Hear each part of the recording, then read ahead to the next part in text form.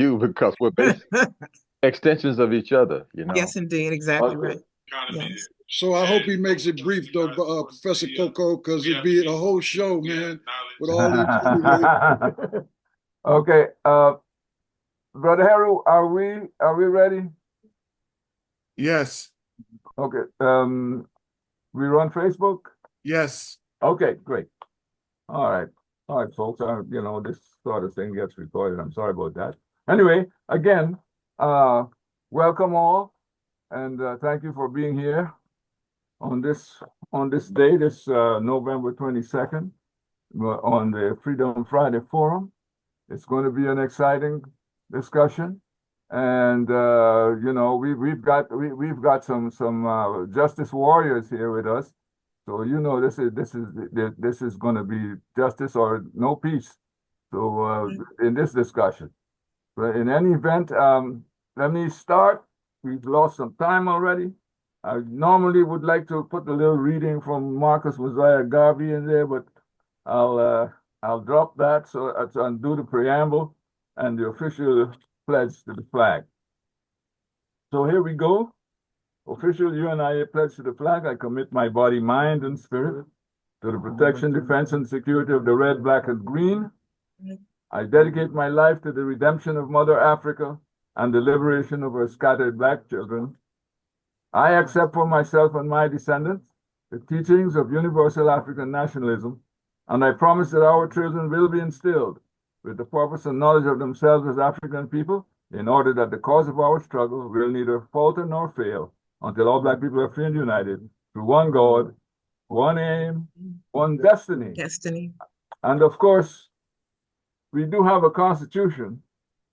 I can't go over the whole thing, but I could give you the preamble so that you will understand that you know, this business of the UNIA-ACL is not a social club. It's about something a lot more than that. And here we go. The Universal Negro Improvement Association and African Communities League is a social, friendly, humanitarian, charitable, educational, institutional, constructive, and expansive society, and is founded by persons desiring to the utmost to work for the general uplift of the Negro peoples of the world. And the members pledge themselves to do all in their power to conserve the rights of their noble race and to respect the rights of all mankind, believing always in the brotherhood of man and the fatherhood of God. The motto of the organization is one God, one aim, one destiny. Therefore, let justice be done to all mankind, realizing that if the strong oppresses the weak, confusion and discontent will ever mark the path of man. But with love, faith, and charity towards all, the reign of peace and plenty will be heralded into the world, and the generations of man shall be called blessed. And after my going through that I hope some of it sticks. All right. So, okay, folks, we're here to discuss this matter of the last elections and how African people are taking it. Oh, some of you, and I shouldn't say some of you all know that prior to this election, the completion of the elections, there was a lot of African people who were getting excited and again thinking that having somebody of their composure okay, somebody of their ilk, let's say, would be a savior for everything about Africa and what we're suffering today. Well, that's another thing. But in any event, a lot of people were praying. We're praying so that we will have this African woman as the president, and God disappointed us. So now let's talk about where do we go from here, since we did not get this promised victory that everybody thought God was going to give them. Where do we go from here? And should we have thought should it have passed or gone through our minds at all that this would happen? Now, let's say Jackie's eyes is blinking and she, she's chomping at the bits already. But Why? Dr. Racion, let me go to the psychologist side, the neuroscientist. Well, sorry. Let me first, my members of the panel, let me first read something, a little bio on some of it. We have Dr. Coco, known as UNIA-ACL, and let me give you a little bit of his background. I'm going to try to praise this, Dr. Coco. He earned a doctoral degree in psychobiology, neuropsychology at Howard University, via biomedical research grants and the Danforth Compton Scholarship. He was at Northern Virginia Community College. He lectured there in psychology. At the U.S. Pentagon and Henderson Hall U.S. Marines Base in Arlington, Virginia. His research interests are chronic concussion syndromes. That's a bit of Latin there that's going to mess up my mind. Just skip it, brother. Skip all that. I'm a behavioral neuroscientist. I'm a percussionist. I'm a parent. You don't need to go through all that, right?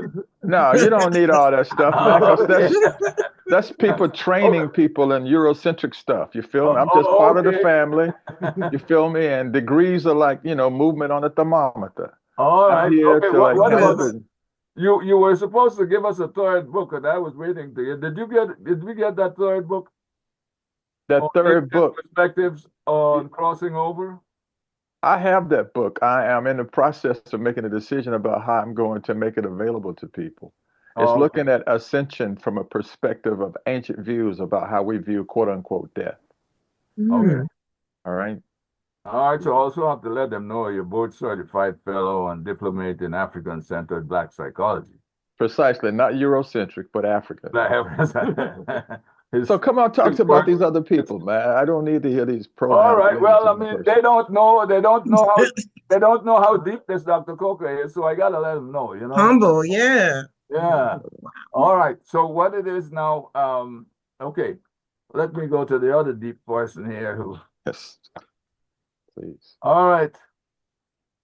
Listen, Jared, you're gonna have to do it yourself because you didn't send me this stuff. My apologies. It's very simple. Peace, greetings, everybody. My name is Jared Ball. I am a father, I'm a professor, a part of the Black Liberation Media YouTube collective, and I try to support as many grassroots organizations and movements as I can. And it's an honor to be here. Thank you. Yes. I mix what I like. And he mixes what he likes. All right. All right. So here's another justice warrior here. I am sorry. I heard Howard University got referenced, so I should say I teach at Morgan State in Baltimore. Yeah. So I should shout out. We get if we're gonna if we're gonna praise neo-colonial institutions, let me get mine on there too. Yeah. Well, you got some radio programs as well, don't you? And vlogs. Yeah. All right. So, okay, Jackie Lookman is an anti-imperialist. I'm going to read this out. Anti-capitalist, human rights focused organizer, tying community level issues to regional, national, and international issues that impact working class, poor, and oppressed people in the United States and abroad. Jacqueline is a radio show host and journalist, hosting the weekly show Darker Than Blue on PFW 89.3 FM. A political commentator on Black Liberation Media YouTube platform, a frequent contributor to Radical Black Publications, Black Agenda Report, and Hood Communist, and a regular guest panelist on CGTN's The Heat. She is the coordinator of the Mid-Atlantic region and the DC Citywide Alliance, and vice chair of the coordinating committee of the Black Alliance for Peace, an international people-centered human rights formation organizing against war, repression, and imperialism. And Dr. Julie, Yes. I think you're the last here, and you're gonna Okay. have to yourself too. So no problem. So thank you so much for including me on this panel. This is a group of very important and influential people, and I'm just a little old lady from the hood. So I am Reverend Dr. Julianne Robertson.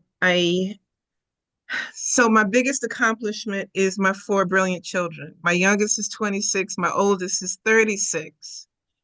And I had them somewhere in between law school and seminary. And so the whole ball of wax is complicated, but I like to be out in the street wherever protest for a just cause is taking place. And I'm an assistant pastor at Allen Chapel AME Church. I don't practice law too much anymore, but you give me a microphone and I'll talk about human rights for an hour or so. So there are lots of things that I like to do in furtherance of the cause. All right. So those are the panelists. And we need to make sure we never fly on the same plane internationally. Dr. Coco, I got a story about my flight to Benin and how there was a CIA agent waiting for us when we got on, but that's another time. I'll tell you about Istanbul. Dr. Coco, you heard what I said last regarding, the psychology of this whole thing and the disappointment that our African people have had in this election results. Do you think that Black people should be really looking forward to results that will please them, or should they be trying to do things for self? Actually, the irony of it is we need to learn how to do both. You follow me? Our ancestors didn't really become, gravel in the sand for us to ignore the games that are played in American politics. So you do need to actually go out and at least, vote for the person that's in your heart. And I actually took pictures when I voted, and they say you're not supposed to do that because I knew it was going to be some strange things happening. I also want to bring to your attention that we need to be mindful that it's not always people, it's algorithms behind closed doors channeling the vote count. Because when you look at the breakdown, like I think Kamala probably had about 226, the Donald had about 312, and about 85% of the U.S. was red. So we need to understand that though they say 24% of African American men voted for the Donald, you need to be mindful of the fact that probably the cascade of the wave that got the Donald in was probably a little push from Putin behind closed doors with the algorithms and probably a few other pushes that took place with the harassment that took place when people were trying to vote. I had a number of people telling me that what they clicked, they had to check 4 or 5 times before it would be actually stay there. So I think Black people need to get past emotion and realize that policy has to do with programming, controlling resources and people. And for us to emote translates into us reflecting on what we thought the Obama administration was going to do for us and be mindful of the fact that do for self. And it's absolutely critical that you do for self, but that does not mean that you neglect the community as you're doing for self. And I'm a behavior neuroscientist. My master's is in clinical psychology. And as Brother Jared was dropping the vibe about Morgan, my home ground is North Carolina A&T and Gate City, and of course Fisk University. HU, as the brother just diplomatically pointed out, you can be at a quote unquote structurally Black institution with Black faces, but the protocol can literally be so Eurocentric that you have to navigate the pathology. So that's all I have to say for the moment. Okay. All right. Thank you. All right. Now, what did you have to say for us? Jackie, are you going to take this on? Okay. So as a direct answer to your question, I understand that we Black people, Africans in this country, are the most propagandized people on the planet.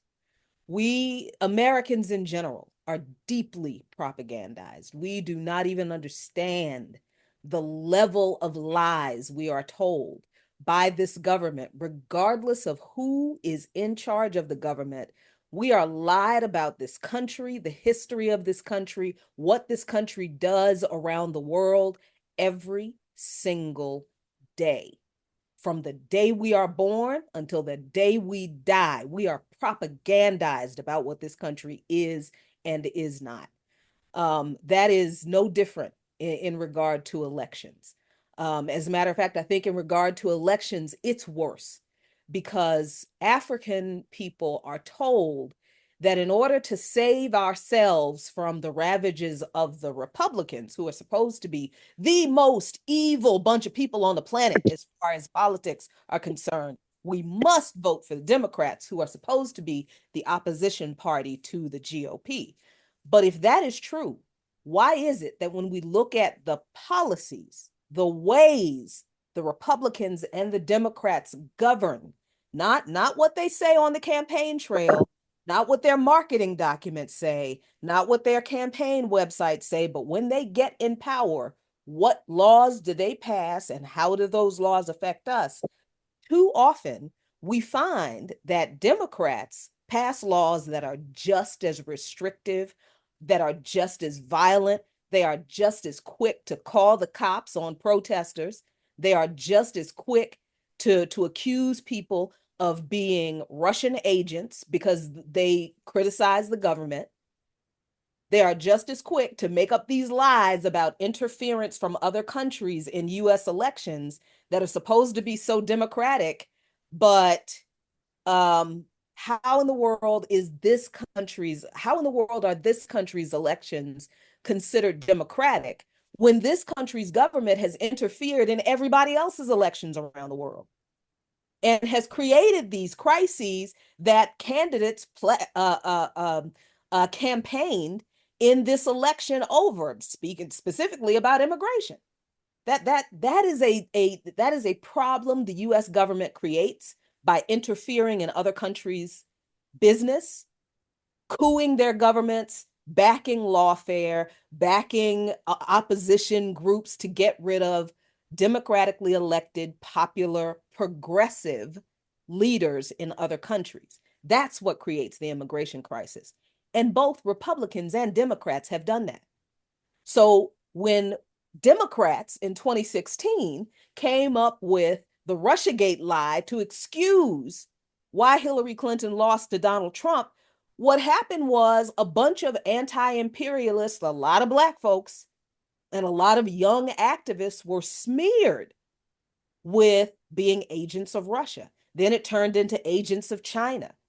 And it's this whole thing, this continuation of the demonization of leftists, of Black leftists in particular by Democrats, is a continuation of the attack on Black liberation struggle and organizing that happened before McCarthy, but was certainly ramped up during the McCarthy era. So what we're seeing from the repression from the Democratic administration, the prosecution of the Uhuru 3, the charges, the RICO charges against Stop Cop City protesters in Atlanta, Right. 60 protesters. One of them was murdered by the police.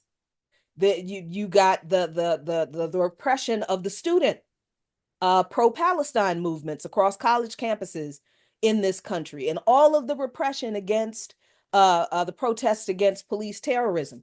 These things happened under Trump, some of those things, but a lot of that stuff happened under Biden and Harris. It was Obama who crushed Occupy Wall Street. It was Black Democratic mayors who called the cops out on protesters in 2020.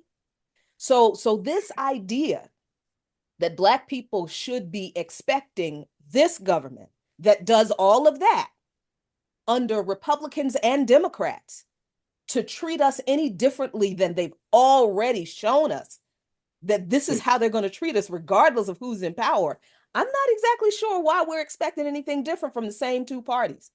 And they do the same thing. They just market their stuff in a different way. Republicans will come right out and tell you, we hate Black people. We don't like you.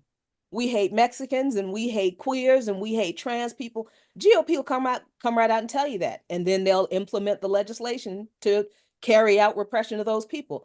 Democrats will say, no, the Republicans are awful. That's terrible. And put a rainbow flag on stuff and a transgender flag and a Black Lives Matter hashtag, and then turn around and pass the same policies. Or they get in office after the Republicans and refuse to overturn the repressive policies that the Republicans put in place. And the Democrats just keep doing the same thing.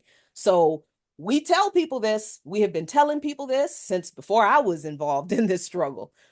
I know we had these conversations under Obama. I'm very confused about why we're still thinking that these people are going to treat us any different. And I just kind of feel like our ancestors fought for us to be free, not just for us to prop up an imperialist capitalist system that does not exist to support us in any way and never has. Right. I need 30 seconds. Dahomey warrior with your vibranium spear. We need to tune in to some application, because we know these things kindle all types of emotions. So like I said, my Dahomey warrior with your vibranium spear, let's target something so that we can hit it with that spear. So you guys go right ahead.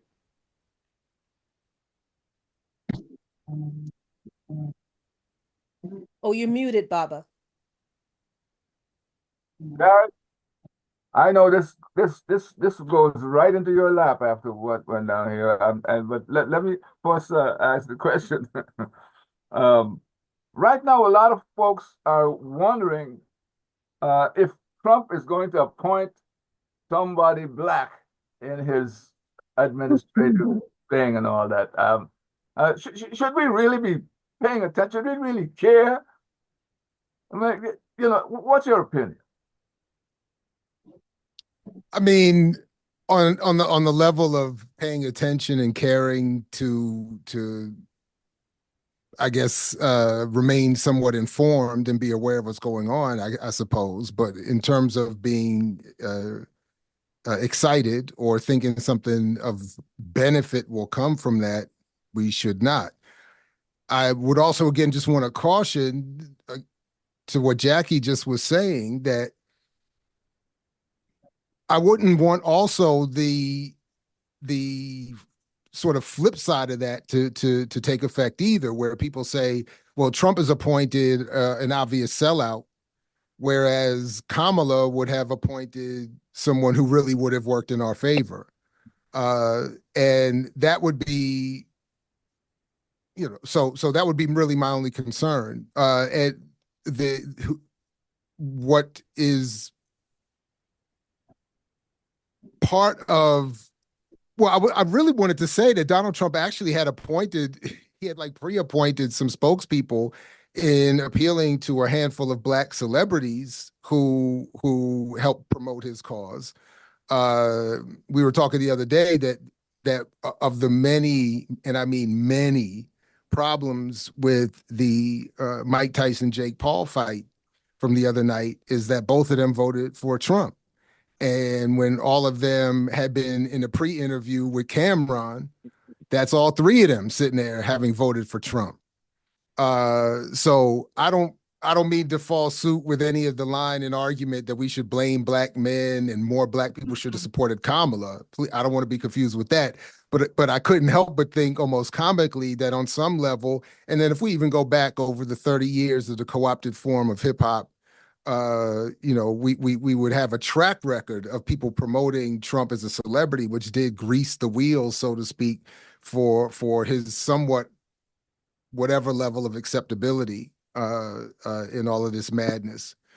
But the phrase came up earlier, and I just wanted to, before I forget, I'm very glad I wrote it down, that when the phrase of do for self comes up, the unfortunate, almost myopic, solo, narrow focus on that phrase is often some sort of business-related, economic, material idea that is do for self, circulate the dollar, business our way, and there's a lot of I think good intent in that, a lot of flaws in that. But what I would like to just emphasize, at least in this part of my answer here, is that do for self also has to mean organizing for political power.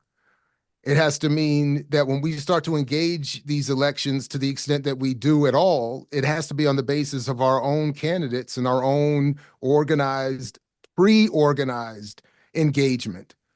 One of the things that I thought was fascinating, again, from the perspective of media with this last election, was the ability of the Democratic Party to quickly adjust the narrative to attempt and with relative success, a quick rebrand of Kamala Harris, someone who literally just a couple years ago, people were asking, where is she? Literally, where is she? She had disappeared off the map, to someone who had gotten even no support, no votes from her own constituency, who played on really the history of Black struggles in this country with the whole I got bust and all of this other stuff to sort of punk Biden into picking her in the first place.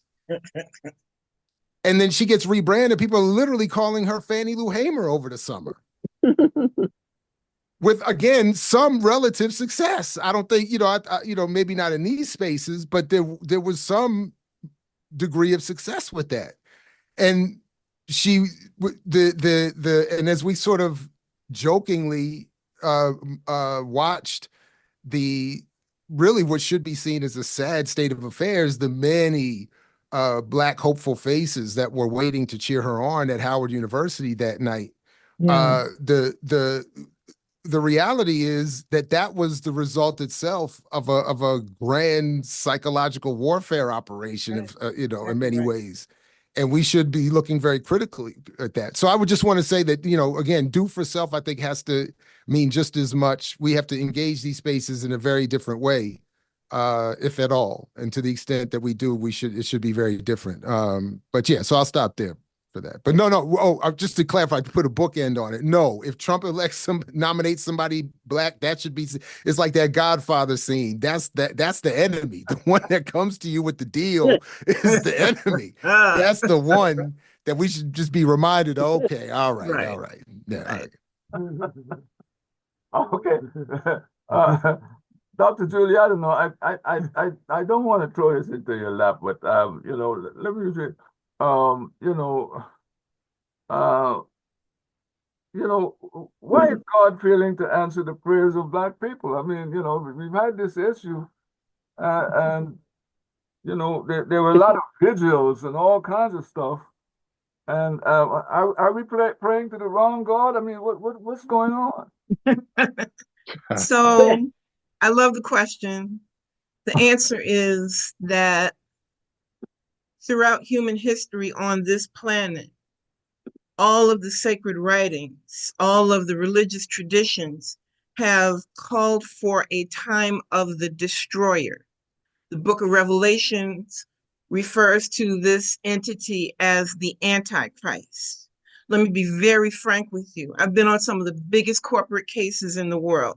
The capitalist economy crumbled just before Barack Obama took office. And his job, hired and cultivated by the Rothschild family and the central banks of Europe, his job was to stabilize the losses and stop the negative growth of the Western economy. So that is the context. That's the political context for Donald Trump taking office right now. He is the destroyer. And he is also, in my opinion, and you all, people can be mad at me. I'm sorry. I love you, but you can be mad. Neither Adam Smith, who was the father of modern capitalism, nor Karl Marx could ever come up with something that would be beneficial to Black people. Hear me, please, because the former Soviet bloc and the Russian country made a wonderful show of supporting Black and African liberation movements. And we heard many, many people involved in the party line. But when you look at the state of Africa right now, if you fly over the from North Africa down into West Africa, you're expecting to see a lush tropical forest, but it's all gone.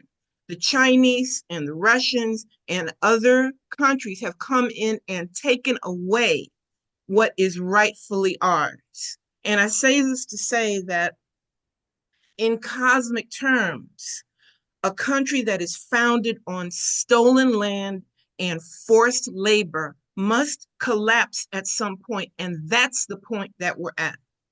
And in the state of self-love and Black pride, our job right now is to develop small community-based collectives where food, education, elder care, child care, and jobs creation becomes a local and a regional priority.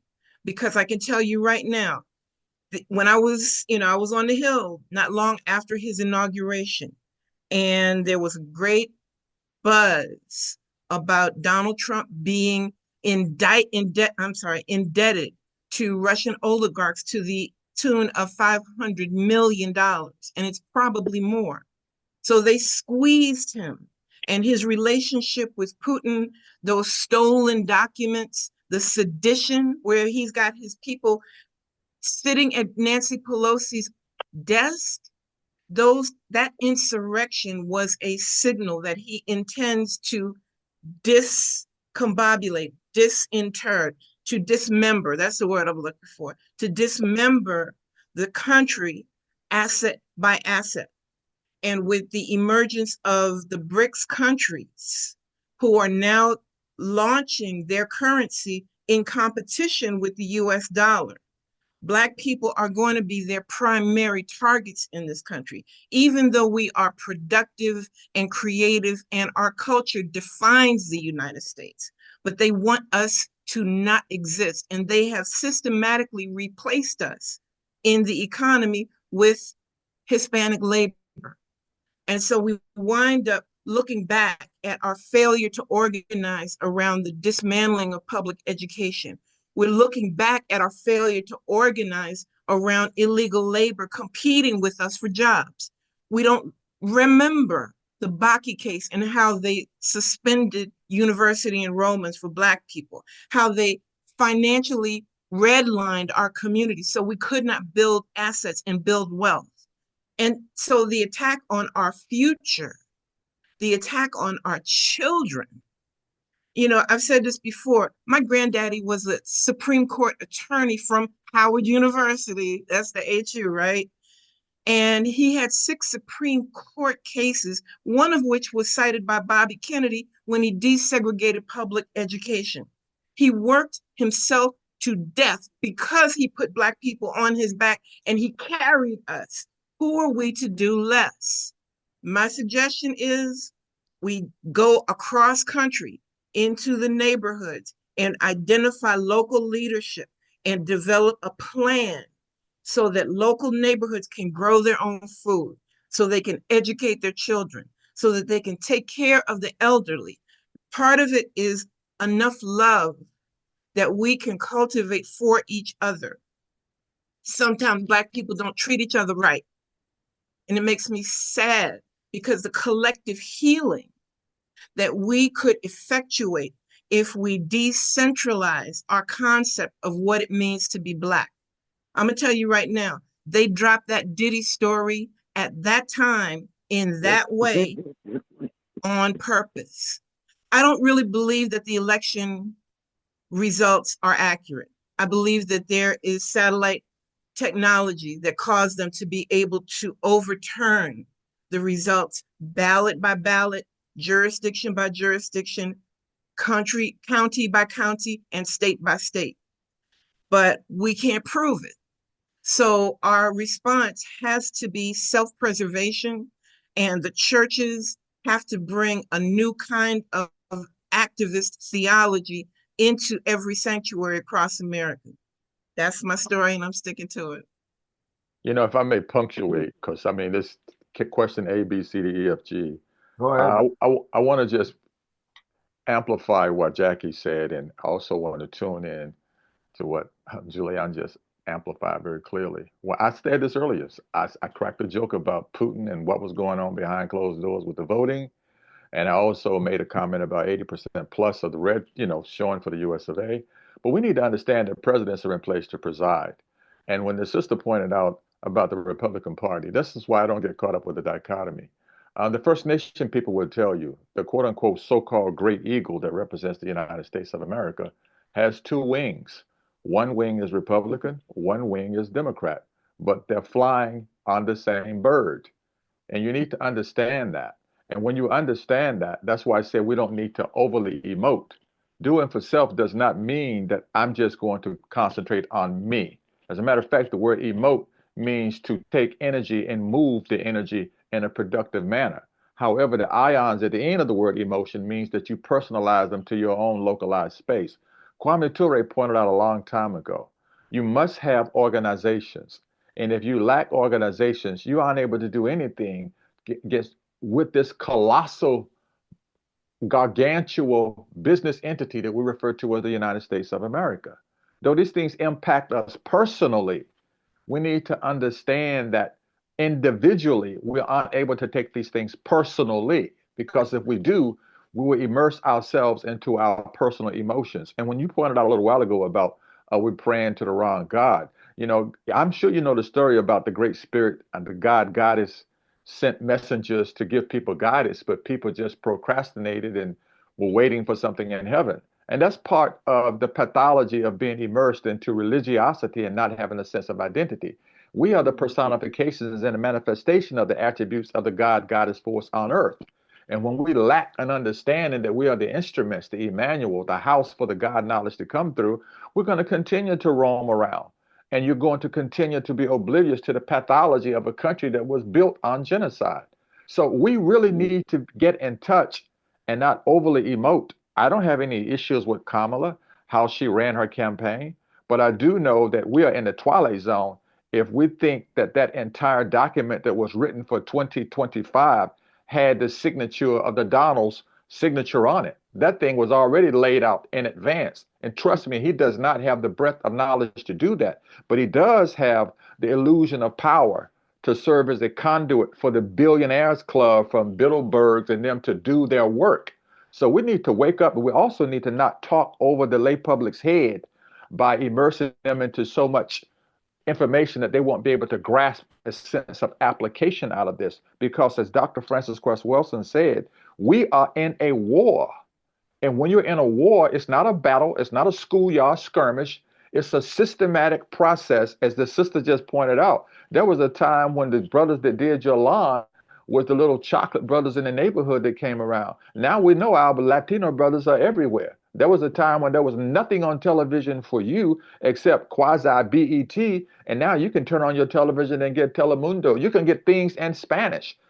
That is a signature statement saying that you are no longer valued.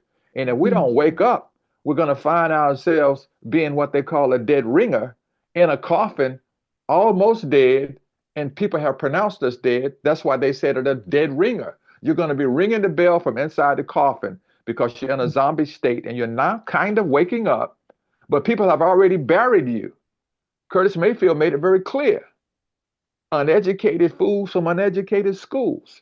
If we do not take control of our destiny and not marry ourselves into so much literature and narratives, we're going to sit back and say, damn, Marvin Gaye classic. What's going on? What's happening? Reality is happening right before our eyes. Thank you, thank you, thank you. Now we've heard from all of the folks on the panel, and what I'm going to do now is find out if there are anyone in the audience who has any questions to put to before we go on to the other panel. Okay, Rabita? You have your hands up. Yeah, hi everyone. My name is Rabita Moses. So I just wanted to touch on a little bit about, we had the national election, but what would that look like on a local level? Well, because I live in Montgomery County, so the marginalized people here are constantly under attack. I'm sure a lot of you know that. But we keep when people run for office, because the next election here is in 2 years. But we keep, electing the same kind of people. The Will Jawandos, the Mark Elriches.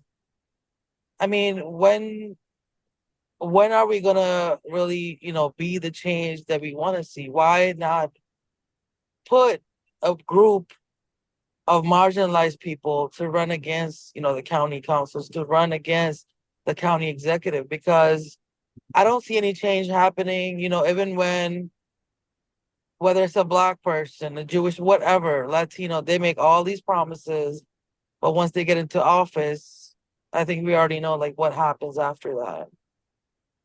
What I'm seeing, I was at the women's shelter yesterday. You think of Rockville, you think, oh my goodness, they must have a really nice shelter. I mean, these women are being abused and assaulted by shelter staff. Wow. And I'm having to go in there, and I had to threaten the director that if you guys don't get it together, I'm coming here with the media and we're protesting. And and some of them are so afraid to speak up because that is literally the only place they have to go. A pregnant woman was 1 minute late. She was made to sleep in the car. Another lady, 11:30, she came from work. You got to sleep in the car. I mean, you have, men working there, security that are putting their hands on these women, the staff working there, getting in the women's faces, and it's horrible. And of course, the racism is, just alive and well in Montgomery County. Of course, we all know what the whole situation with Moses Cemetery, with BACC, what's going on.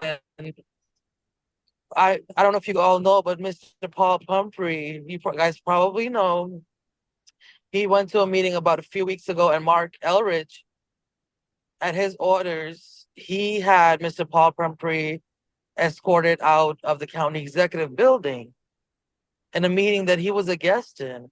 And then just this past Monday, well, let me go back. On Sunday, I was at Bethesda Chevy Chase, and I was there with the Moses Cemetery sign. And, Mark Elridge, before I opened my mouth, he was like, we're not here to talk about that.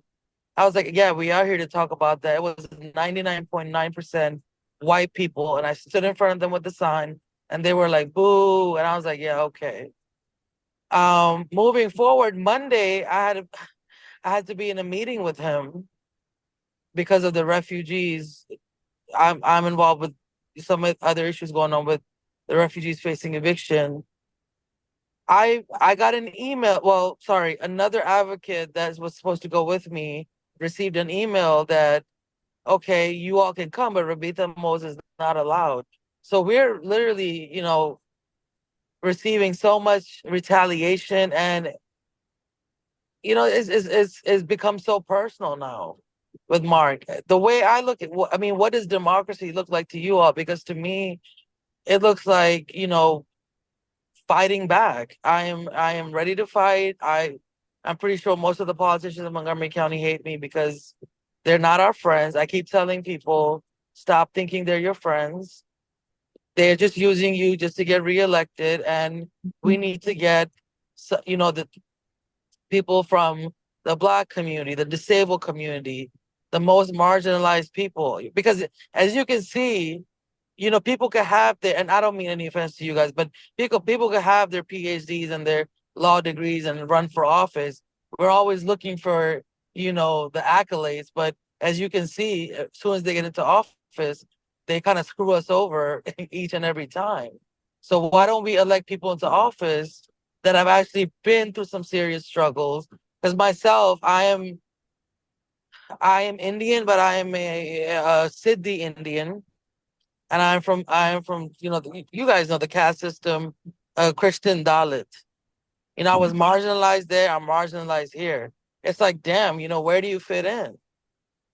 So We need to get people together to uplift the underrepresented community and put together people that can run for office, that have been through the struggles, that understand the harm that these politicians are causing us, so we can dismantle the government from the inside out and see a real change. Thank you. Thank you. Now I'm going to say, from any of the panelists or anybody else, do you want to respond to that? Absolutely. Rabita, you know, I've been working with Marsha and Segun for a few years now, and they've been working tirelessly for over a decade. The politics in Montgomery County are complex, primarily because Black and Indigenous people who are affected by political corruption have not organized the way that Marsha and Segun have in the past. And Montgomery County has a peculiar history of having Black people come in and then take on the cultural patterns of the oppressor. And so somebody like Mark Elridge or, you know, I don't want to talk about Will Gerwando because I don't think the verdict is in on him yet, but your point is well taken. And let me just be very honest with you. You can be down and have a law degree or a doctorate or all of the above. So we're working together to create change, but the change starts here. And the victimization, the desecration of the cemetery is unbelievable. It's a human rights violation. It's a crime. And there's a $100 million civil case, more than one case that's being pursued against the developer and also against the county executive. We have thousands of emails from different branches of the government to Mark Elridge, proving that he knew that was a cemetery before they started digging, and he gave the permits anyway. And so our history is being erased. And BACC has been met with all kinds of opposition, all kinds of physical threats. And so I'm really happy that you're a part of this movement because you add texture and brilliance and wisdom to everything that's going on there. So, you know, if you're not satisfied with the effort that we're putting forward, stick around. It's going to get serious. It has been serious. And I'm really happy to see you on this call tonight.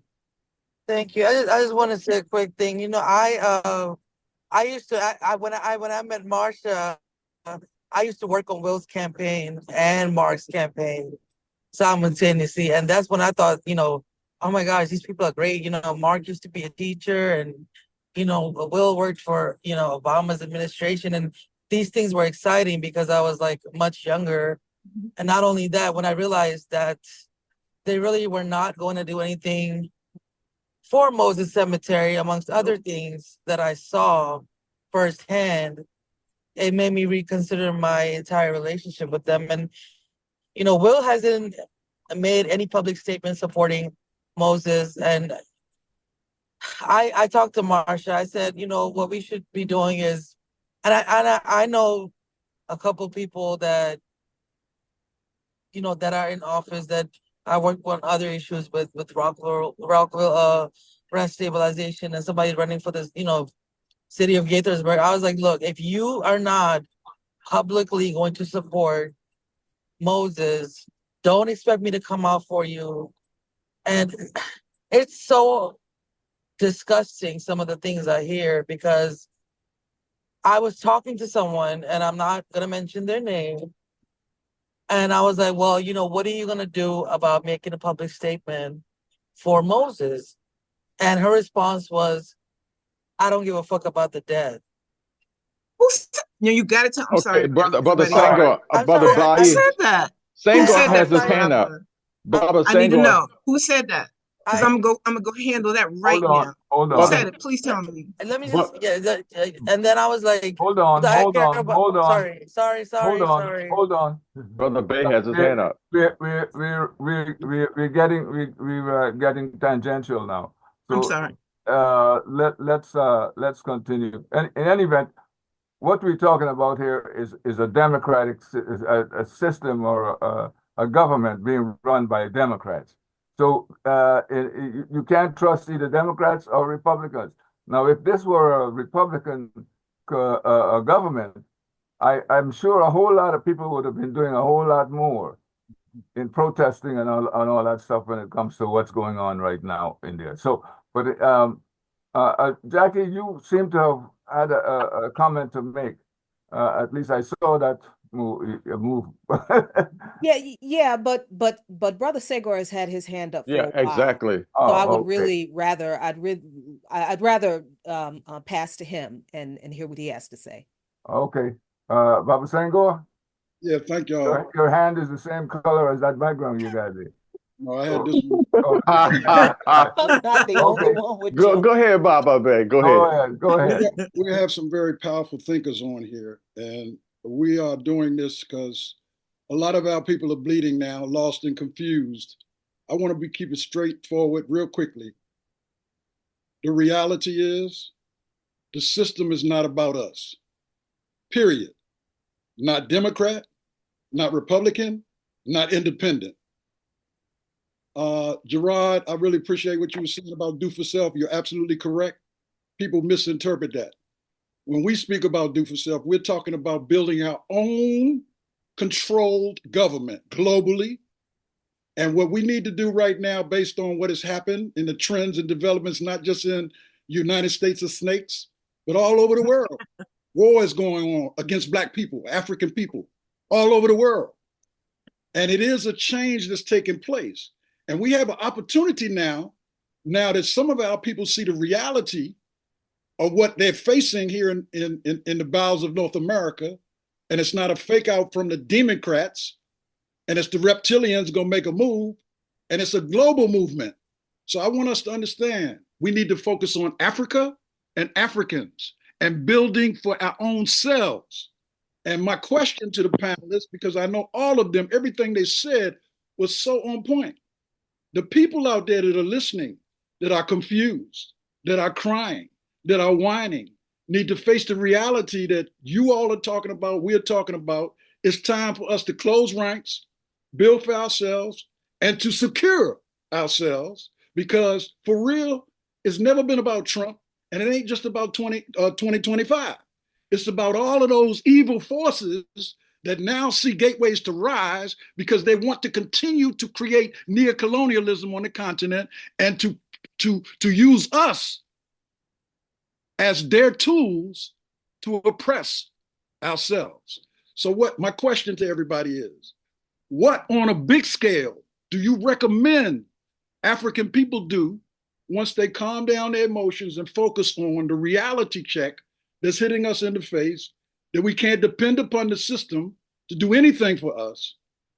How do we move forward to do for ourselves and connect globally? Because that's where the power's at. And if you're not watching what's going on in the Sahel right now, you're missing the boat. Black, and you ain't looking at the Sahel, you missing it. Because what's going on right now is a reversal to the oppression that's been oppressing us for many years. And it's our opportunity to connect to that and to gain the power to fight back in the war that we haven't even started thinking that we got to fight as a people. We think that, okay, we didn't get Kamala this time. We gotta survive Trump for 4 years, and then after that ain't gonna happen, brothers and sisters. Garvey said if we don't organize, we better be prepared to die. I'm ready to live, and I think that we can do it. So my big question to you all is, give us something that gives our African people a vision to wake up and do something for real to protect ourselves. Because I know we're not gonna lose, but we're wallowing in defeat because we don't know how to go after the power that we need to go against the system of white supremacy. I hope y'all understand what I'm saying. I mean, because I just got off a very heavy session the brothers and sisters in the Sahel saying if we don't wake up in the diaspora and understand that they're going back to our ancient times where we control and run them out. That's what you do in war. You fight back. You don't just sit back and say, well, which way I'm going to go. But anyway, as y'all can see, I'm fired up. But I think if we had got the opposite, if Trump had lost and Camilla had won, we'd be in a worse situation, in my opinion, because a lot of black people would have went back to sleep. Yep. Now that black people see that they got to do something, they got to listen to the real Pan-Africanists, the real nationalists, the real social organizers on the planet and get real, or else be prepared to die. See, now I'm ready to respond. Buddy, Jackie, you want to go now? Yeah, he just gave me permission to just lose my mind, which so, okay. I'm so glad you said you brought up the Sahel because the Black Alliance for Peace has been focusing on the struggles in the AES and the fact that the AES is an alliance that exists today, and it was the alliance that the US government and the European governments destroyed with the first round of assassinations of African leaders who had fought and won to kick the colonialists out of their countries. When I talk about the history of African struggle against white supremacist settler colonial oppression, I don't talk about in the fact that we have won many times. I'm not talking about made up stuff. I'm not talking about Black Panther. I'm talking about Thomas Sankara. I'm talking about Amilcar Cabral. I'm talking about Samora Machel and Maurice Bishop. I'm talking about the victories we've won against white supremacy, settler colonialism, neo-colonialism, and the reason the continent is still subdued by the colonialist forces now using their corporations to exert control as opposed to their militaries, the way they did with the original colonization, is because imperialism and colonization adapt. Oppressive systems adapt. Yes, you defeat them and you kick them out. You win your revolution, but you have to defend that revolution until the world ends, because the capitalists will never give up what they have stolen, because they don't want to work for their money. They don't want to work for their money. They want us to work for their money. And they don't care how many of us they kill to accomplish that. So when we see what's going on the continent today, and we do see the formation of the AES that is in direct contradiction to US and French, in particular, imperialist power, where they have literally kicked those people out of their countries. Yes, the French military and the US military went to Chad. Well, I think the French military went to Chad. And the US military is going to, go to some other country. So now the people in those countries are going to have to join this struggle. And that is a part of the struggle I trust our brothers and sisters in the Sahel to do, because look at how far they've gotten. They are expecting us to fight and defeat this system from the inside. And in order for us to do that and to understand that we have to do it and why we have to do it, we have to be in solidarity with them. And that's a weird phrase. Solidarity is a very weird phrase for me, because for me, these people are family. They're the Africans. I'm African. We are Africans. They are relatives. They are family. But I feel the same way about indigenous people in every country. I feel the same way about the people in the global South, the El Salvadorans, the Hondurans, the Peruvians, the Bolivians, and all of the anti-imperialist folks who are also in the same struggle against imperialism. All of these struggles in Palestine, in Congo, in the Sahel, in Haiti, in Southeast DC, in Atlanta. Yes. They are all struggles against the exact same system. The domestic expression of that system and the simultaneous international expression of the same system of imperialism. And the thing that the people who prop this system up, Democrats and Republicans, and some so-called independent third party people too. Don't be fooled. Do not be fooled. Some of these people, they prop this system up and they tell you that, oh, if you vote for us, we'll do this thing better than these other people do. No, they all do the pretty much the same thing. They all want to maintain capitalism. Not other than one political party. None of the political parties want socialism. They all demonize socialism and communism in this country. They tell you that socialism and communism are evil systems that are run by dictators. And, they tell you that Marx is a racist and what does he know? And all of this stuff. And it's like, it wasn't the Russians or the Chinese who underdeveloped Africa. It was Europe. Walter Rodney told us that. And there still is Russia and China involved in, yeah, they are. They're paying for what they need, unlike Europe and the United States. Are there problems? Yes. And when those problems are presented to at least the Chinese government that we know about, China will execute people. They're like, oh, you've exploited people? Oh, great. Yeah, we don't allow that. No. And they snatch people from wherever they are, shut their businesses down, take their money, and sometimes they put people in prison. But there was one case in particular that was very similar to something that happened in the US, and that was really instructive for me. Remember the baby formula controversy here in this country, where the one company that makes all the baby formula in the country basically didn't want to pay the money to have the safety inspectors come. They decided they're not going to do the safety inspections to save money. Well, not to save money, to make more profit, because that costs money. They didn't want to spend it. They wanted to keep that money. So they're like, forget safety inspectors. Baby food got tainted by some germ, some virus. And I don't think any babies in this country died, but some babies got sick. The same thing happened in China several years before this happened here in the United States, and a handful of Chinese babies died. Now, China is a country of 1.5 billion people, I think. That's a lot. It's a big, huge country, and maybe 4 babies died. But the Chinese government's response was not that this was just 4 babies out of 500 million Chinese babies. The Chinese government's response was, you have put the future of this country in jeopardy with your greed.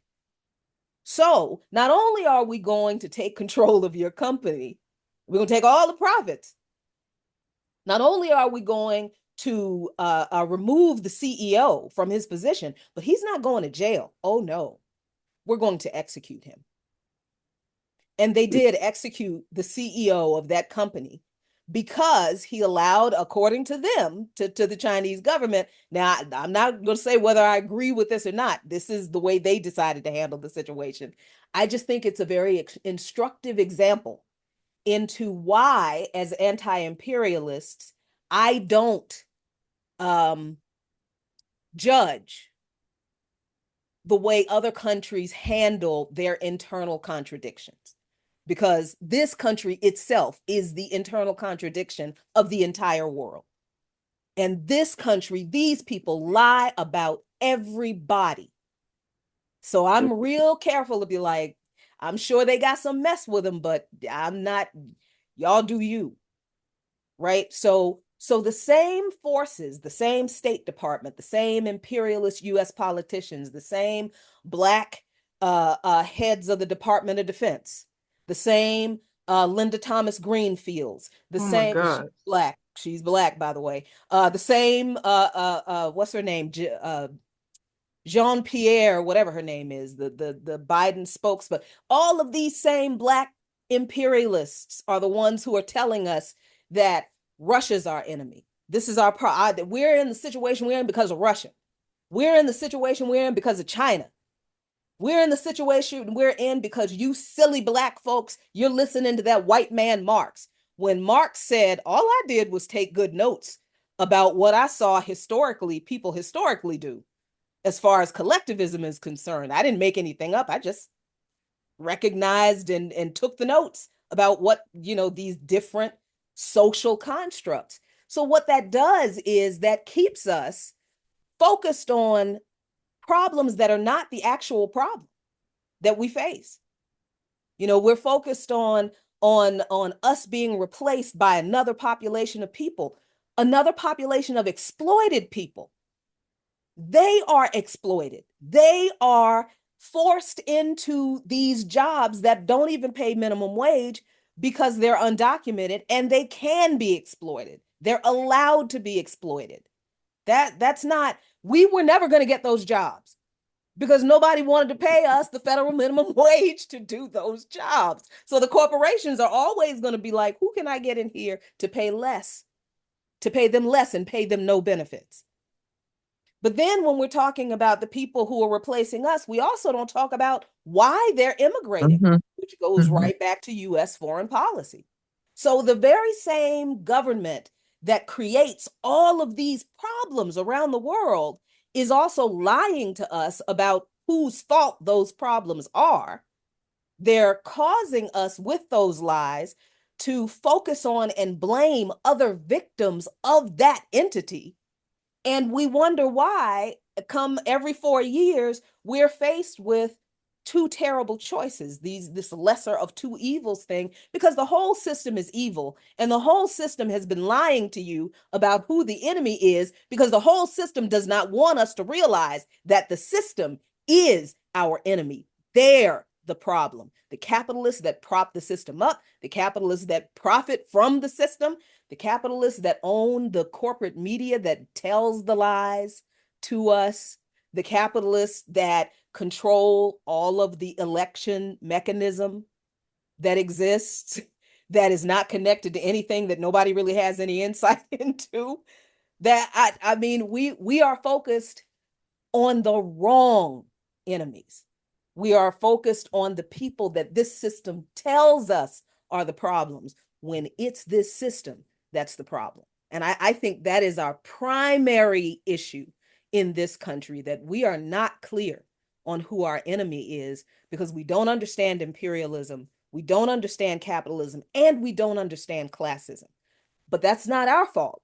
That is because we have been indoctrinated by this system to not know those things, so that we are always distracted and have this misplaced kind of focus on what it is we should be doing and who we should be fighting.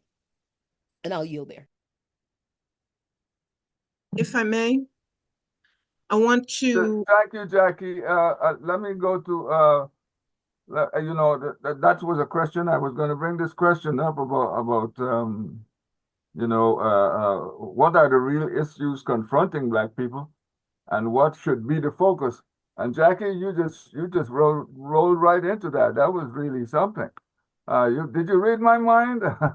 Okay, but let me go to Jared. And Jared, what do you have to say about this?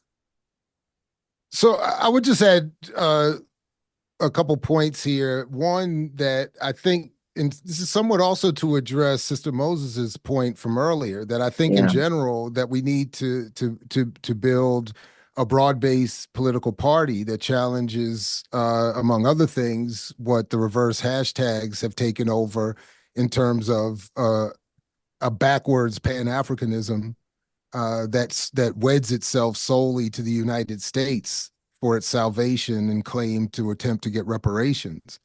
So we should be developing a political party. It started as a joke, but I really believe that the appropriate hashtag of soda is more appropriate. Not only does it reverse the already attempted negation of our work, but it, you know, stands for solidarity of dispersed Africans or diaspora Africans, and I think should become part of a basis for a broad-based political party that says we're not only going to vote for the lesser of evil or whatever candidate is being handed down to us, we're going to develop our own platforms, our own political points. We're going to develop our own candidates. We're going to develop our own campaigns.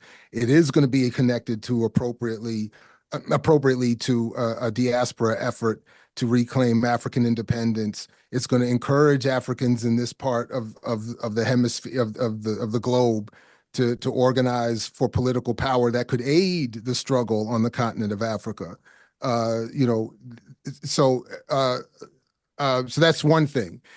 Part of why I think we need to do stuff like this and put some sort of practical, tactical, material movement to the many ideas represented on this call is because Baba Senghor, frankly, I don't have the optimism that you do. I also don't have the wisdom, so this may be connected. But I don't think that there are many ready to build with us after a Trump victory. I think to the extent that there is some sort of an awakening politically, that there's some sort of recognition that we need to do something differently, they are being drawn just as often to equally bad options and explanations for why Kamala lost and therefore what we should do as a response. So I think we just need to be more aggressive in saying, don't fall into the traps of CNN's explanation for why you failed your Black queen, but you need to understand that Democratic Party had been failing you anyway, and we need to engage some other sort of form of political engagement.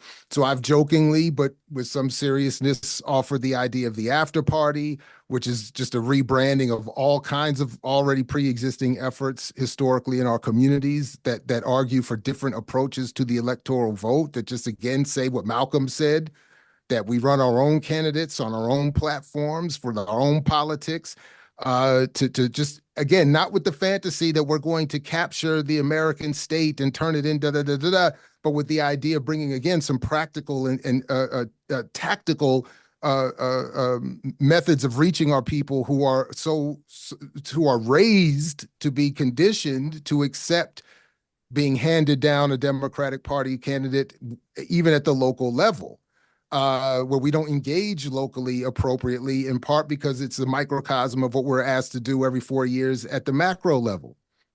And then lastly, I would just want to add that because I'm also concerned, I see in even people that I've known who have adorned a different form of Pan-Africanism that is based on uniting on the solely on the level of business and Black capitalism, who are in Ghana right now, who are in West Africa right now, saying that version of Pan-Africanism that's not really about an actual African nationalist Garveyite push. It's not about a United States of Africa under the All African People's Revolutionary Party version. It's none of that. It's just strictly let's do business together. With even the idea that the Black dollar in the United States is going to solve the currency and economic problems in Ghana and Nigeria. I mean, this is so just lastly, for every Sankara and Cabral that we raise up, they are developing the Comprador assassins and neo-colonial leaders to address that. So we have to, to the extent we're able to support the Sahelian struggles, we need to be encouraging that those forms, those secondary figures to so many of these legendary figures that we promote are not themselves able to rise up and to get away with anything that they're planning currently to do right now. So anyway, I just wanted to throw that out there real quick, and I will myself yield. Thank you very much.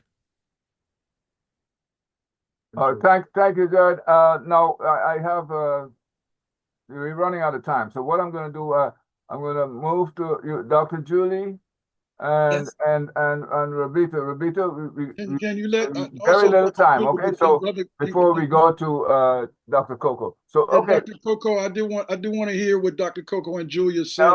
Yeah, okay, we getting there. Okay, Rabita, you have something to say? Yeah, I'm just gonna make it real quick. So the meeting I was in earlier in DC about the reparations for the Black community. So I spoke to a gentleman there, and he said that the wrong word is being used, reparations, and to use post limine. And what that is it's a legal principle that grants the right to restore people and objects taken in war to their previous status when they are returned to the control of their own country. And the word comes from the Latin post liminium. Am I saying that right? I hope so. Which means resumption of rights or recovery of property after return from exile or captivity. And he talked about he had property in a house. He didn't pay for anything. And he actually fought this case, I guess, in court. And he was able to keep his land, keep his house and everything without having to pay a dime for it. I mean, maybe I can, have him join, the next meeting and he can talk more about it. Okay. Thank you. All right. Thank you, Roberta. Dr. Julie? So I think it's important to draw the distinction between the form of governance and the economic system, and understand that the United States has gone from, with the last election, we have been experiencing creeping fascism for the last 40 years, where they have slowly, incrementally taken away rights that are conferred by the Constitution and the Bill of Rights. And so Trump is going to come in and he's going to raise armies looking like SWAT teams to come through our neighborhoods. So self-defense, we're at that point. Self-defense is crucial right now in Philly, in Oakland, in Houston, LA, everywhere in this country where there are large pockets of Black people. We have to be prepared to take care of ourselves, and that includes self-defense. And the other piece of it is, I personally believe that the election signaled the dissolution of the United States to such a degree that we're talking about, the idea of West versus East. We don't have to relitigate the Cold War. When the former Soviet Union, now known as Russia and its satellites, began their petroleum industry, it was the United States that sent infrastructure and banking experts to help them set that stuff up. And so every time the Russians are able to send oil through a pipeline and sell it in parts of Eastern Europe, that's because the United States hooked them up. They are in collusion in a way that is indescribable. And George Bush was the one who set up, the first George Bush. So this has been in motion for a very long time. And we really need to wake up the electorate. But more than anything, we have to try and effectuate the healing that we need so that we deal with each other with ethics and morality. That's really the piece that's going to give rise to our survival. Thank you, Dr. Julie.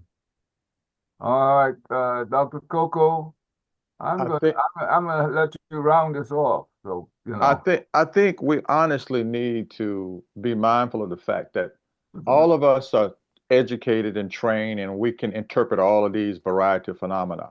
But the lay public are probably still being distracted with what's going on with P. Diddy.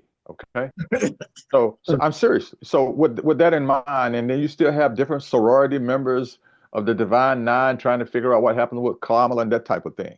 We are in a war. It's not my opinion. Dr. Francis Wilson made it very clear. So one of the rules of engagement in war is to undermine your adversaries is you screw with their food supply. We do not know what to eat. If you are eating jacked up food, you are not going to be conscious. Junk in, junk out. That's one of the foundation premises. We need to hold our Black, quote unquote, churches, mega churches accountable. We need to identify our own squads to go in and say, we need to tell some of these full-figured BMI overweight folk what they need to eat, because your consciousness is not going to change if you continue to eat crap that's going to degrade your neurochemistry of your brain. Also, we need to be mindful of, we think we can go to war with these demonic people. Don't forget MOVE. Don't forget Tulsa. These people have elevated a level of ordinances that doesn't even require them to visibly drop crap on you from the sky. We have sonic things now. I can make a sister go into deep, serious cramps and profound headaches if you create a congregation of people. We really need to understand, and I'm going to be in a lot of trouble for saying this, but like the brother say, if you're conscious, you're going to create trouble. That's the fundamental of being a revolutionary. So if we avoid the realities of what we're dealing with and bathe the lay public and our intellectual interpretations of what we know has programmed us by priming us with ignorance, that's why I made the comment about P. Diddy. And this sister that is the spokesman for Biden. If it's absolutely a profound level of pathology in America. And if we do not acknowledge that this country is ill, we're going to find ourselves infected with the virus of lack of consciousness, and we're going to continue to be reactive. So Kwame Ture said it. You need to line up with organizations and organize and not advertise how you plan to address the realities of your journey in the battle. You cannot fight these people with the kind of ordinances and weaponry that they have now. You need to be the spook who sat by the door and extract application that the regular public can embrace, because our people, unfortunately, are so easily led astray. I will say to you, unfortunately, with candor, we have the attention span of a sneeze when it comes to the media. Literally, whatever they put in front of us is like the cat following a little light. So if we don't wake up, we're going to sit back and watch our siblings turn into zombies and turn on us like that movie called Purge. That's all I have to say. Thank you for giving me an opportunity to share my 2 cents worth. Thank you, Dr. Coco. That was very good. Well, the co-host here would like to say something, or is there a question you have? No, Is the question you have? no, that's going on Dr. Coco's. Oh, That's like when you talk about the media. The media has put us saying that there's no genocide and there's no apartheid. And both of everybody that's in the Congress and running for the presidency and in the presidency, they all support apartheid. And as Black people, we should never support any country that practices apartheid. And we should not, as an oppressed people, we should never, support anybody that's practicing genocide. And don't worry about what they label it. You know it, you're seeing it on TV. Mm-hmm. And it's not a magic act. It's an evil act. And, and I can't see how anyone who cares for humanity can think of what party to vote for when both of them are going for genocide, and they're also supporting a Nazi party in Ukraine. Those people are not the sympathizers. okay. You're done. Okay. Any comments? Question? We need to talk to each other more. Geniuses need to fellowship a lot more. I call all of you guys wisdom walkers. We really need to communicate more. And with communication, there should be application after the communication, rather than rapping and sensation for mental stimulation and elevation with more conversation. Right. We need to have a sense of application with a destination in mind, with no procrastination, to play with my boy Jesse Jackson. The rhyme should have meaning and not nonsense. That's the thesis. I don't need to say this was a dynamite conversation. There was a time when rapping meant that you were creating a gift and you were creating a package. Today, rapping is nonsense. Most rappers today don't realize that the poets were creating a gift to give to the community. These folk are just rapping nonsense. It's like wrapping paper, but there is no gift inside. And the gift is to preserve the family. And the most precious gift we have is the womb of the African woman, which gives birth to our children. And if we don't understand that, trust me, I'll be sitting back kicking with some old school friends from Nibiru, talking about what happened to the decimation of melanin dominant people in the United States of America. Because if you pay attention, back up to the 70s, there was a time I told you before when Black people were the so-called minority. Now the minorities are your brown Latino brothers and sisters. And I guarantee you by the year 2035, it'll be less of us. We make less than 20% of the population now. These people are smooth at what they do. That's why I said it. I don't need to repeat it. The eagle has two wings. They're flying in the same direction. Remember that. Okay. Jared, do you have anything to say? Especially, I know you have your opinions about the rap and hip hop and all that stuff. That's your expertise. Can you get a word from you regarding what was just said? Okay. Listen, what I mean, how can I follow that? I mean, well, one thing, just since you mentioned, I mean, just quickly, I mean, and I'm by no means up to date on the latest, but in terms of the young artists producing, but to the points being made, Leo Cohen is still running YouTube Music. Right. UMG, Warner, and Sony are still owning 90+% of anything popularly distributed, and they have an incestuous relationship with a handful of platforms. DJ Ebro is still running Apple Music for his former Hot 97, and he should never be forgiven. He stood there and did Slap Fest.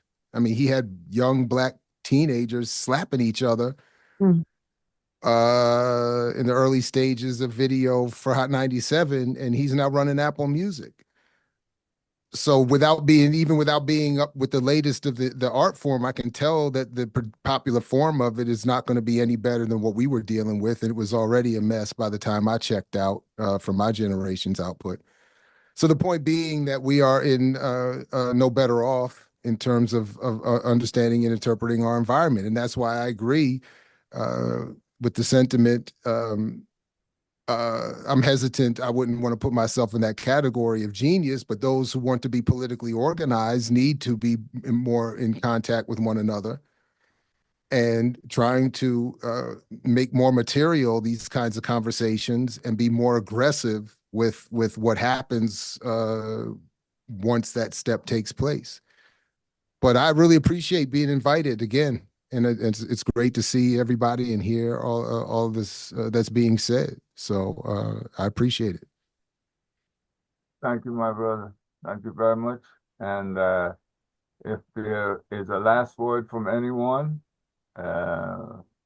we can accept that now before the engineer says we have a little more time. So, Brother Mink here. Brother Mink, all right. I guess listening to all the conversation and all the concerns, and I realize that I'm part of an international galactic government of all African people. Mm-hmm. That we represent the diaspora, which is global. And it takes this global diaspora to put attention on the United States of snakes. And that's what's always worked in the past.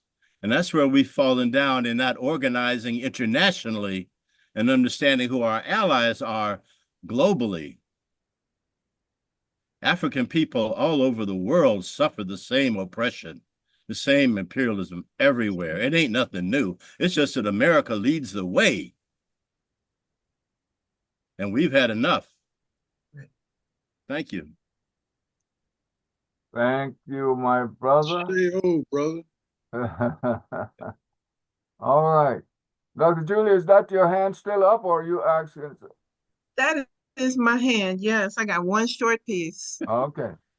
All right. What would happen if we encourage creative visualization, where we just go into meditation and prayer, however you name God, and you ask for acres of fresh fruit and vegetables, where everybody has land and a home, clean water, and proper education that serves each child according to their aptitude and their interests.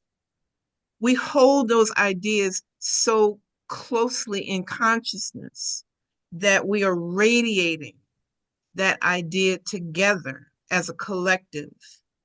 And when we put that seed vibrationally out into this planet, but into the universe, it must come back into manifestation. That's just a basic law of the universe that my friend taught me. So I just want to leave that thought and let that marinate in your heart chakra, and allow the love that we have for our people to get bigger and bigger and bigger, and watch all of the political dissension and the cultural issues and even the ethnic barriers and culture. Let that just fade away so that we are able to defend ourselves, produce food, and take care of future generations. Thank you so much, my sister. Ashe, Thank you so very much. ashe, Okay. ashe. Can I offer one last? Oh, yes, Jackie, you may. Yes, ma'am. Fight. You can Right. pray all you want to. I'm a Christian. I pray every day. I pray several times a day. The past 3 years, I think I've probably prayed more than I have ever prayed in my entire life, because my whole life fell apart in the past 3 years in ways that some of you know and some of you don't. But when I say that I do this work because I've seen and have experienced how this capitalist system kills our people, Exactly. I mean it. So yeah, I pray, and praying is fantastic. But Fannie Lou Hamer said that you can pray all day until the cows come home, but God is not going to drop it in your lap. You have got to get up and do some work. So to answer your question earlier that you asked, Baba, are we praying to the wrong God? No, we were always supposed to be the hands and feet of the Creator. We're supposed to do the work that the Creator put us on this earth to do, to protect people, to stand up for justice for the oppressed, to speak out on behalf of the oppressed. That's in the book. That's supposed to be our job. We haven't done it. So we have to fight this system. All the things that we want to do to have a healthy and flourishing community, we cannot have it as long as this system remains. As long as capitalism and imperialism exist, we can't live decent lives. We can't live dignified lives in a capitalist and imperialist system. So the first thing we need to do, I believe, from what I believe history shows me, is we need to destroy this system. Everything else, we can talk about all that other good stuff after we get rid of these people. But I think we have to focus on destroying this system, getting rid of these capitalists and imperialists and class traders who have created this situation for us. I want to punctuate what Julian said and what you said. Ironically, my dear sister, you guys, believe it or not, are saying the same thing. Because in prayer, taken from the mantra to actually speak words, and words have power. Okay. And there is something called mirror neurons in your brain. And when you share consciousness, and this is the misdirection that Europeans have always done to us. They'll say sticks and stones may break your bones, but words will never harm you. You can level countries with the power of words. Europeans just decided to write things down with the pen. That's why they say the pen is mightier than the sword. So the mantra of what we are referring to as prayer in English is because of the limitations of us not speaking our language. The mantra is actually the chant that you take into battle to fight. The Europeans play this game on us all the time, and I love to hear Americans say it because I used to consult with the military regularly. This is what they'll say. They'll say something like, "God bless America," and when they send their troops off to war. The reality is when you're engaged in battle, you take a mantra and you imbue in your sword or your weapon that extra power to engage in war. And when you engage in war with the power of the word behind you, you realize the Europeans play the game on us in the first place when they say pray to God. You pray to God, goddess. There is no such thing as God without the other side of the energy that relates to woman. So you evoke the power and you imbue, and I was teasing you earlier because it wasn't a joke when I was talking to you about vibranium spear and talking about Dahomey. Dahomey warriors were the baddest warriors on the planet. Right. And they were women. You follow me? And contrary to what they say about vanilla people, Vikings, some of those Norse men were Viking women. You follow me? So women have the power, and women have the ability. The hand that rocks the cradle can determine the destiny of a nation. So take your sword and imbue the power of the word into your sword, whether you call it prayer, a mantra, or a battle cry. That's the zone that we're in. And that's just reality check 101. We are in a war. I haven't changed the word of what I said from the beginning. I'm saying the same thing. We are in a war. And wars are not won overnight on a battlefield or skirmish with an isolated strategy or tactics. It takes a while. So I'm in you guys' corner. I want us to get together again. And maybe when we engage in indigenous peoples last week of this month, maybe we can fellowship and get together and we can talk about the power of food, because food gives rise to the amino acids that you need. Amino acids give rise to the proteins. The proteins give rise to the types of neurotransmitters that you need to keep you thinking straight. You've heard it before. They always use computers, garbage in, garbage out. If you're living your life through Mickey D's, Burger King, and Kentucky Fried Chicken, then you are definitely degrading the ability of your brain to be able to think up to speed to engage in this battle. I'm in your corner, always in your corner. Always will be in your corner. Wow. Wow, Dr. Cole. Listen, I would love to make that the last word, but Dr. Ngozi has had her hand up for a while here. She has said nothing this evening. Yes, Mama, I see your hand up. Are you still there? Yes, can you hear me? Yes, indeed. Oh, good. No, I just wanted to thank the panel for just an incredible discussion tonight. It was stimulating, inspiring, and and there are just so many, incredible thoughts and perspectives that I think we all need to spend time really thinking about how do we actualize, how do we put these thoughts and these strategies into motion. And, I just wanted just to recall, Harriet Tubman's quote that we are at war. Yes. And we tend to forget that, in fact, because the system, tends to distract us in such a way with the duopoly, the Democratic and Republican parties, or all the other nonsense, the entertainment industry, and we somehow just forget some really basic issues. We are at war, and the enemy is, in fact, killing us every day in so many ways that that seem sanitized, whether that's homelessness, whether that's desecration of our burial grounds, whether that's the miseducation of our children. We are at war. And so the question is, how do we put together a strategy to fight against this an enemy, an international enemy, a domestic enemy? I love the fact that Rebitha, she brought it home because she's working with marginalized communities. Probably tonight she's going to sleep she's going to be out there, at a shelter tonight, and she's going to be dealing with Black women who don't know where their next meal is coming from. And as someone who worked in refugee camps in Africa and have worked on the battlefield in the United States, poverty feels the same. It is scary. It undermines, your basic sense of who you are and your core. And so those of us who are in privileged positions where we have enough food and substance so that we can fight, we need to figure out, how do we begin to organize ourselves to really, sustain a battle, which, in which we can actually win.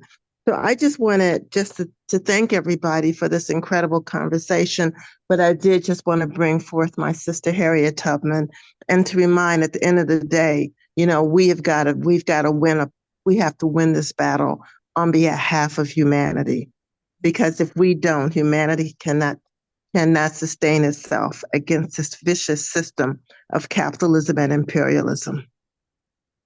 Okay, thank you, Dr. Ngozi. Now, after saying that, somebody wants to see who is this person that said those words.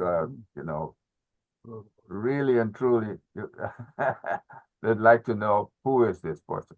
Can you do that, or is it a bad time of the night? Yeah, no, it's not the right time. But another time. Okay. All right. Well, let me just close.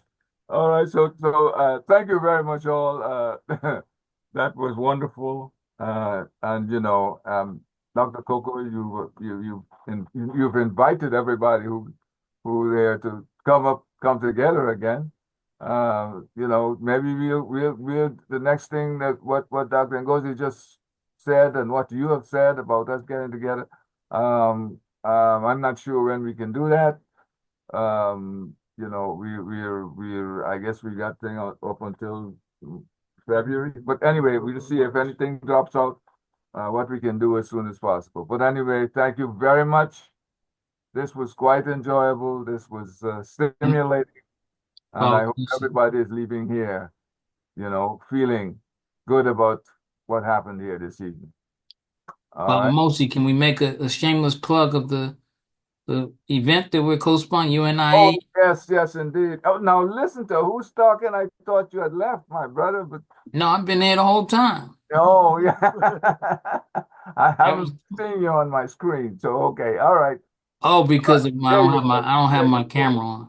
Okay, all right. But I put in the chat the link, so just so people know, a number of organizations, including the UNIA-ACL RC2020 Division 330, the Pan-African Community Action, Black Lives for Peace DC, All African People's Revolutionary Party are co-sponsoring a film and discussion to honor the centennial birthday of Robert Mangaliso Sobukwe in South Africa, Zania, South Africa.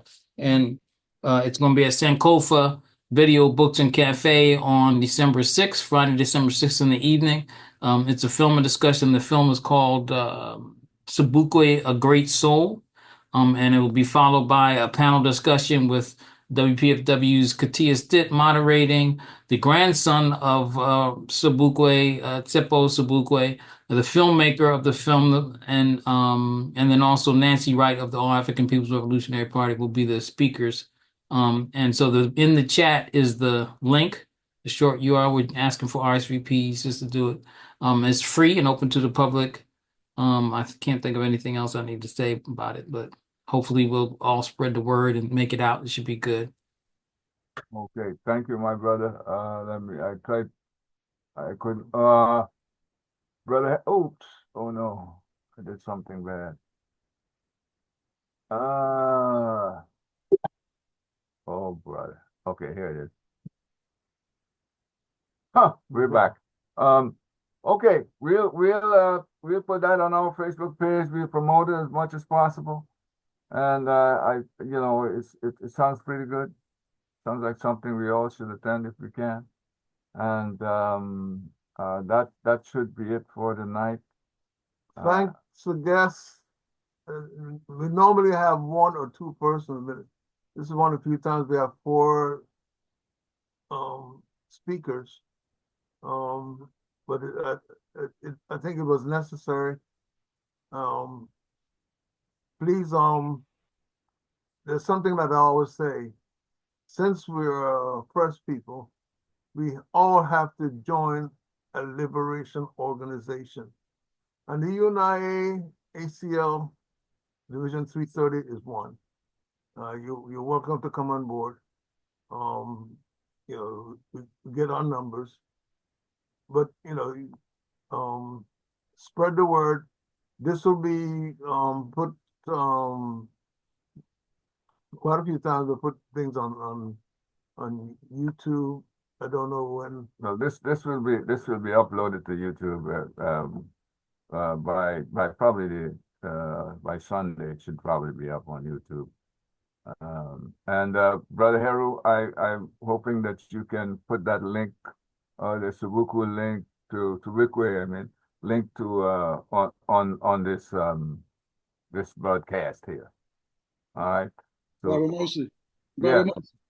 Quickly, I just want to let people know there's many people like us having discussions of this kind of nature. On November the 30th, an international brotherhood group.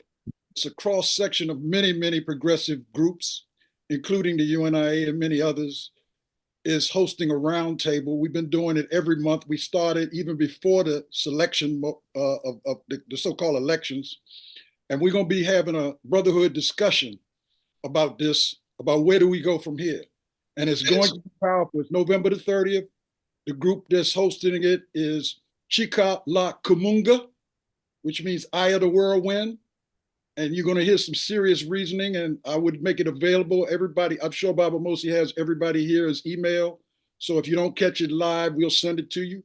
It comes out of the UK, but it's basically a global group, brothers in Africa, brothers here, brothers in the Caribbean, that have come together to talk about issues of brotherhood. And we're going to chop it up.